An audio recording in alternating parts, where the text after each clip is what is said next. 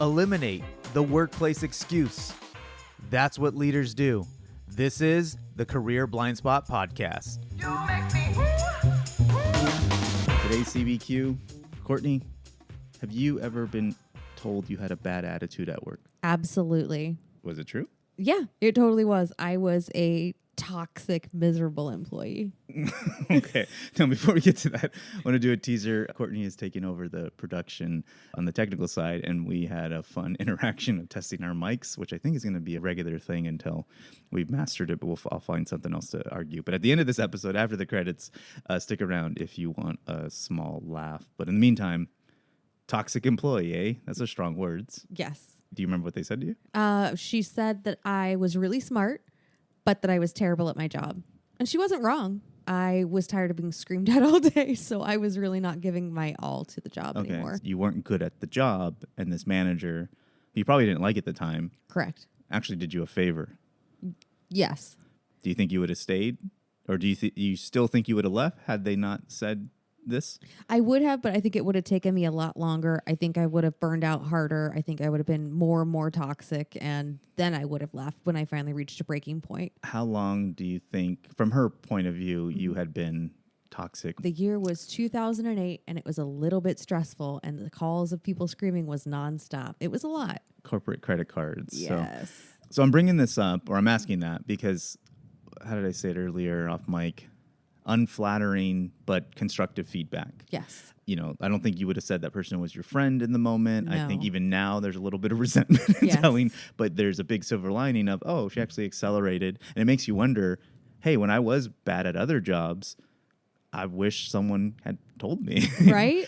So I'm going to take us back probably 95, 94, 6th, maybe 7th grade, hanging out with this kid, Kane, and in class, there's these two girls, and we're, pre-teen hormones and our version of flirting.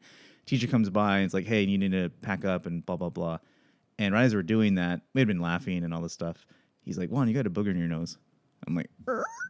And one of the girls is like, hey, why did you say that? He's your friend. And he was like, yeah, that's why I told him. I don't want him walking around with it all day. And I remember thinking, I went from like, oh my God, I can't believe you said that, to, yeah, he is my friend. Thanks, man. And being so appreciative of this advice. And, this grade school friend is different than your manager, but I realized like that's what I think every, not just professional and leader, but human really wants. And a lot of people aren't asking for it. That's true. But how many people have you given that feedback to? Something that was unflattering at the time, but then they come back to you and they're like, you were so right. I listen to those calls with you all the time. Well, I eavesdrop on some of them. That's illegal. I'm going to sue you. No, I used to do a lot more calls from home, like debriefs. Those were the Right. one-offs. But that's fair. But even then, they paid. They have engaged in something. And like what a friend had said a couple weeks ago, like, Juan, you slapped me around, but I was like also ready for it. And I Right. realized, oh, not everyone Is ready for it, and not just ready for it. Like you said, or I'll paraphrase.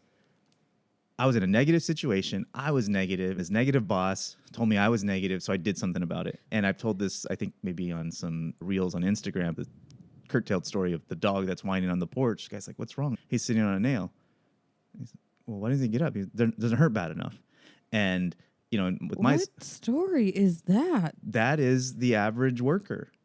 They don't want to make, like, when you think about people who take risks, et cetera, as much as I like vision boards and strategy, on average, the people who are doing that aren't Sitting down to do the strategy and make the vision correct. boards? Yeah. Versus, hey, you just lost your job. Guess what you're going to be good at right now? Right. Executing. And, scarcity and urgency are hell of motivators.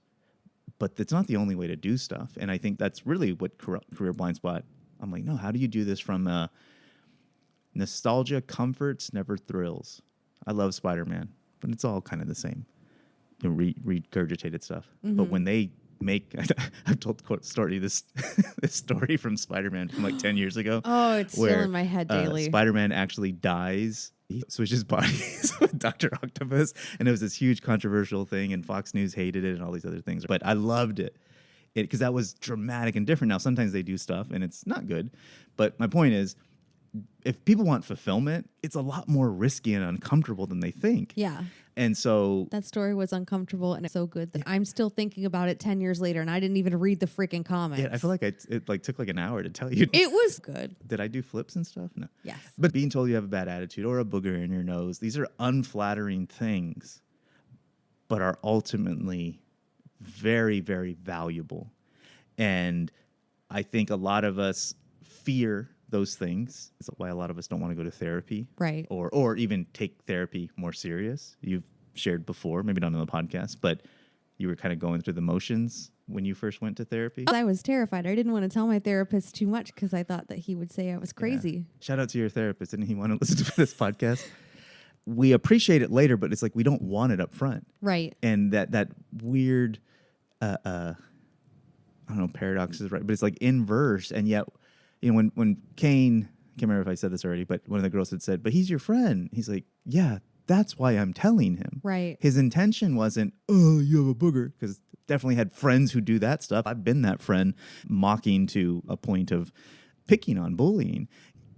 But that's not like immediately it was like a flip switch to me. I was like, oh, he's saying this for my benefit, not for his, not for them. What do you encourage leaders to do when they have a toxic and burned out employee? I think don't wait for them to be toxic and burned out. Ooh. I think, and this will be another podcast in some form, but I recently had some stuff where basically my attitude was not great. And I would disagree, but that's like arguing art. This has been me the whole time. Right. But anyway, it was how it was handled. In the same way, like how Kane handled it, so succinct. Whereas with leaders, I think they wait too long. That's part of the issue, especially if you have someone who can contribute. Like I've said this from a company's point of view, is like, it's not wrong to have mission, vision, and values that you veer away from every now and then. It's saying that you have them and not course correcting. You don't necessarily need to write a whole apology or whatever, but if you don't get back on it, that's the problem. I agree. So leaders being passive is not them being kind and living their mission values. Correct. Yeah, sometimes you have to be cruel to be kind. No. But I think that's the thing. They have to do the one, be blunt but kind. When I'm mindful, yes. I think I'm capable of being mean or a bully. You just said something that... Leaders, toxic employees. Oh, no. Oh, was your cruel? Cruel. Was she being cruel? Yes, she was. So could she have done it with more dignity? Yeah, but my point is she did it. And I'm of the school of like, tell people, even if it's cruel, although you don't have to, especially if you don't want people to be that way. Right. But that's what Kane, he was a 13-year-old. He didn't think about it. This is corny, but love. He's like, yeah, he's my bro. Got a booger. Peace. Let's go play. Like, you're there to do work. Let's end it with this. Do you respect this person? Do you expect them to want to be held accountable?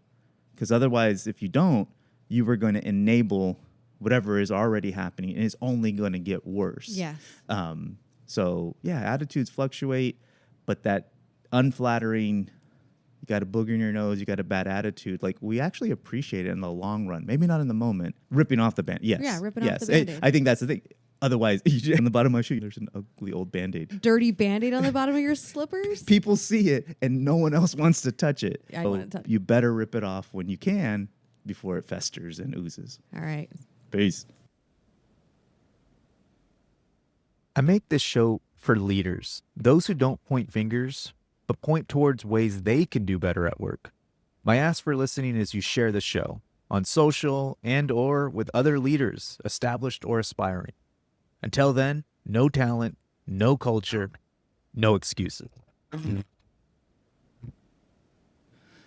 Hi, I'm Juan. Welcome to the CrossFit Wrestling Avatar Show.